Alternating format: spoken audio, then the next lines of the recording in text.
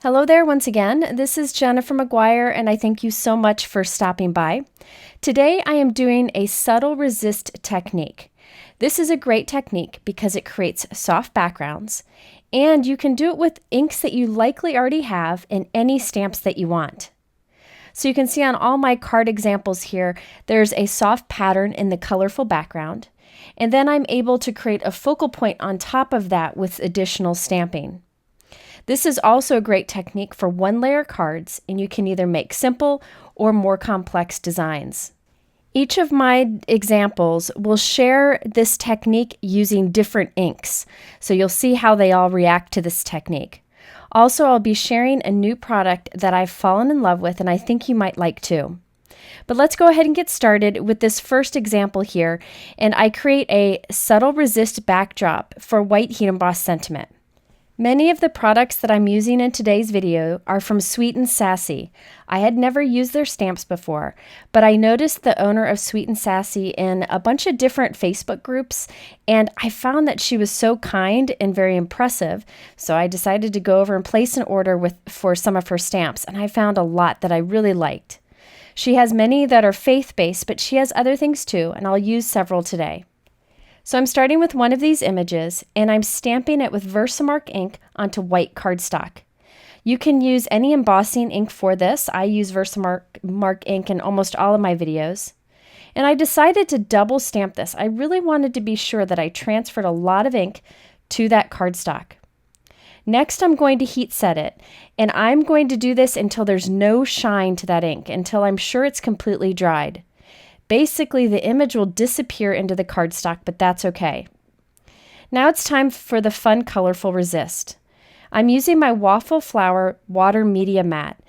You can use any surface to do your blending on, but I have found that this is a great blending surface, and you'll see more why as I do more examples. Here I am applying Distress ink with ink blending tools. I'm using Salty Ocean, Peacock Feathers, and Mowed Lawn. I'm putting this down with a pretty heavy hand, and I'm being very sure to overlap the colors. The more you overlap, the better the blending will be. So you can see how that green and the teal aren't blending well until I go and overlap them more. Once I'm done doing that, I like to buff off any excess ink from where I stamped. And you can see how the VersaMark ink gives a subtle resist. It resists that ink we put on top. And it's just this beautiful ghost-like image. After I trimmed it down, I decided to go add a little bit of dark color to the edges. I like to do this with my Distress inks. So I put some Blueprint Sketch towards the bottom and more Mowed Lawn towards the top. I find this technique works really well with Distress inks, but again, I'll show you the results with other inks later in this video. Okay, so now I'm going to heat set this completely. I want to make sure it's dry because we're going to add a sentiment on top. I decided to use the Sweet and Sassy Life in Jesus stamp set. I thought that faith word was just gorgeous and perfect for on top of the stamping that we just did. Now I want to test my piece and see if it's ready for heat embossing. The way I test it is I pour some embossing powder on it. If it sticks, then it's not ready. And I did that and it isn't ready, so I'm heat setting it some more and using an anti-static powder bag. I'll test it again. The embossing powder falls right off, so I know I'm ready to do my stamping. Okay, so I've placed my faith word right on top of my inked background. Use my anti-static powder tool again just to be sure. Ink that up with VersaMark ink, and then I added my white embossing powder and heat set. After trying a bunch of backgrounds for this piece, I decided subtle was best, so I used the Altenew Dotted Scales Debossing Cover Die. I cut this from Simon Says Stamp Sea Glass cardstock. You can see that subtle dot pattern in the background. And I put this all together on a 4 1/4 by 4 1/4 inch note card. I also used the Simon Says Stamp Tiny Words Faith stamp set, which I've used in previous videos, to white heat emboss Praying for You under the word faith. So this card shows how you can get a subtle resist look by inking over a dried VersaMark stamped image. Now, if you look on my envelope there in the background, I did stamp something on it, and it's from the Stamp Market Made with Love stamp set. I thought these were all great for stamping on envelopes. Some of them are for treats that you might make, but I like the Made with Love, and you can see here on this one, it's a little handmade seal that's perfect to put on envelope flaps. Okay, let's go ahead and do another example, this time using different inks, just so you can see how different inks work with this technique. I'll be using the Sweet and Sassy Birds and Blooms stamp set. I'll actually be using the flowers and the bird, but not a sentiment from this. But check out the sentiments because I think they're really nice and fit into small areas. Okay, so I have white cardstock, and once again, I'm stamping my images with VersaMark ink. I decided to double stamp just to make sure that I get a lot of ink on my paper.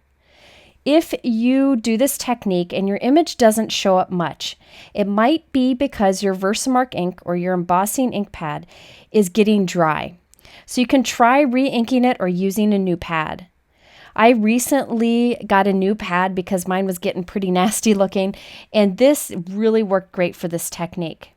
I did try it with an older ink pad and it worked well, but I found that if I had a juicy VersaMark ink pad, it worked better.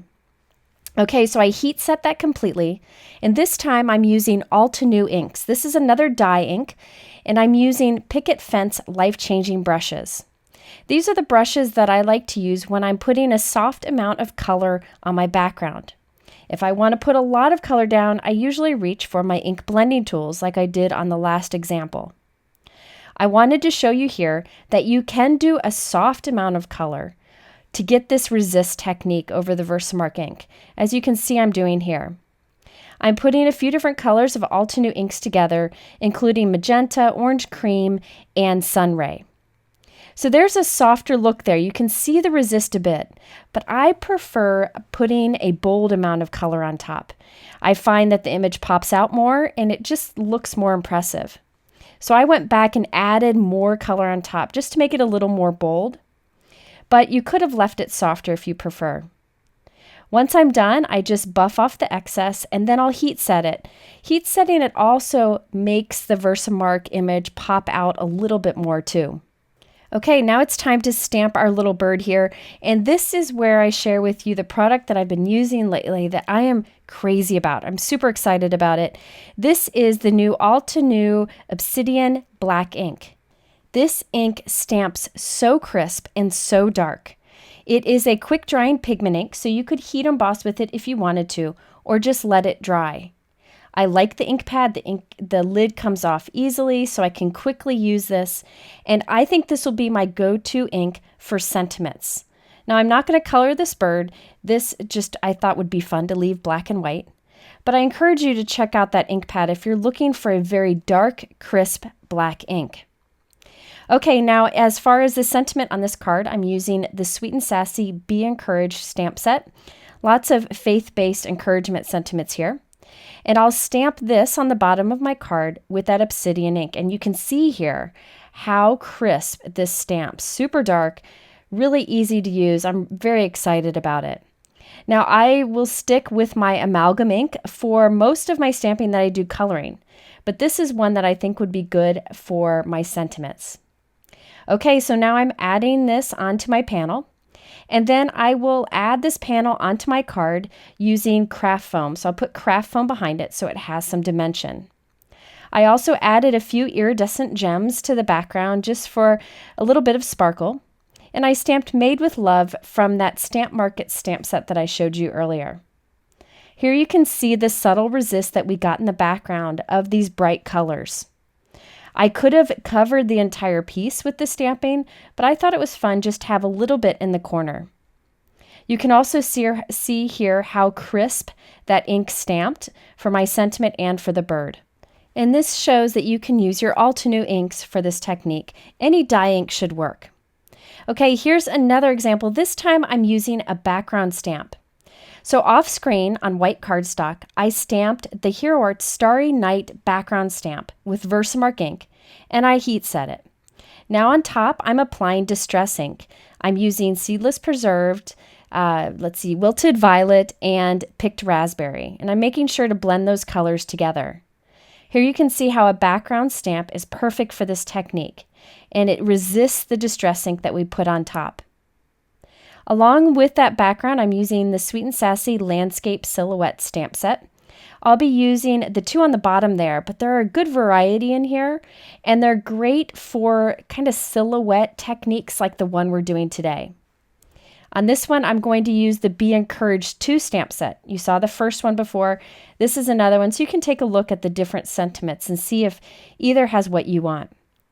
Okay, so I have trimmed that background down, and I have a note card in my MISTI stamping tool here.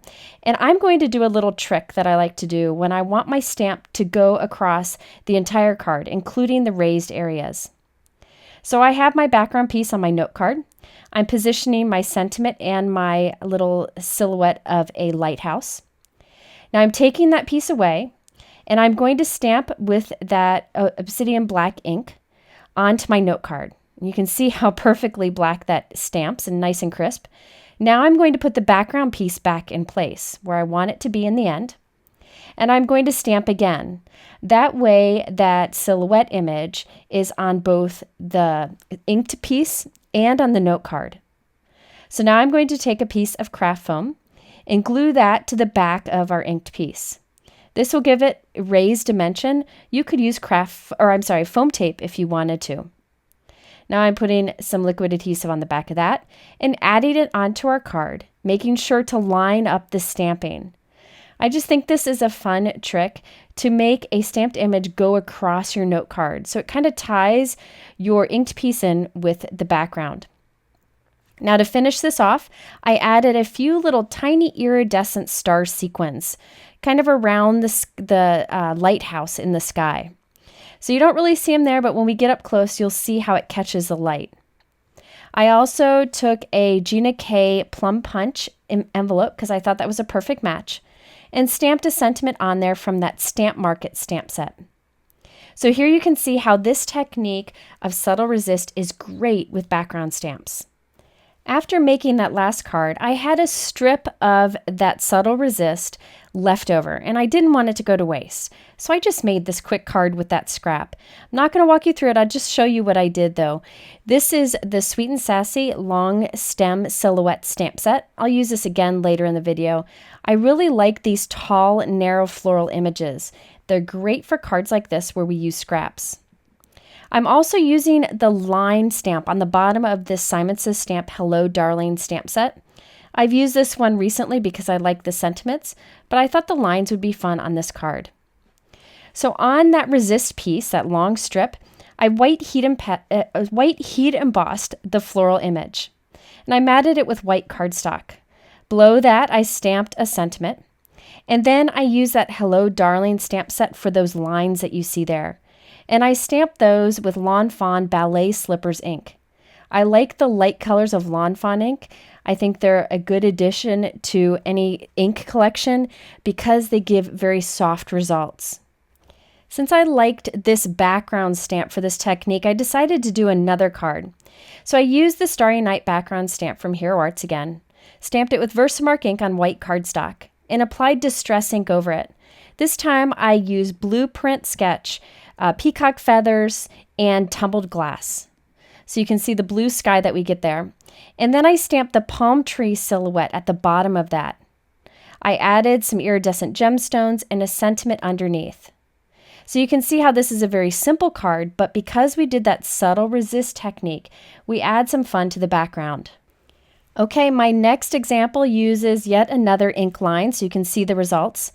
On this one, I used the beautiful Wetland Grass stamp set from Sweet and Sassy. I just really like these images, especially the one on the right. You could stamp that and add tiny little flowers or sequins or gems to it. So what I did is I stamped that image multiple times on white cardstock with VersaMark ink. After I heat set it, I'm using my life-changing brushes with Gina K Designs Ink. By working on this mat that you see here, I can put my excess ink onto the mat, but then go pick it back up with the brush and add it to my paper. So a lot less color goes to waste, and I just feel like I have good control over the piece as I'm adding the ink. So I put down key lime ink, we have Lucky Clover, some blue raspberry, and some ocean mist that I added to that background. Okay, so I went ahead and heat set that when I was done, and you can see our subtle resist.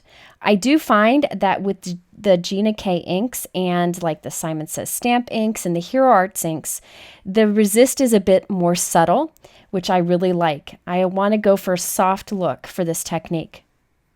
I chose a sentiment, and I'll stamp that right underneath, and I'm kind of planning out my card once again to do the black stamping as I showed you earlier.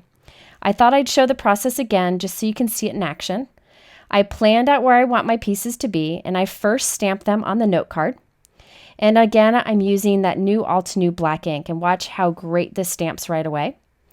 After I've done that, I can go ahead and get my inked piece, add it into the MISTI stamping tool, and stamp the leaf image once again, and that will line everything up when I assemble my card. So here's the final card. I added the inked piece with some craft foam behind it and added a few gems. I wanted a very subtle background on this card, so I used lighter color of ink. If you want it to stand out more, I would recommend using darker color ink. Even if you apply a light amount of a dark color, it will stand out more than using a lot of a light ink.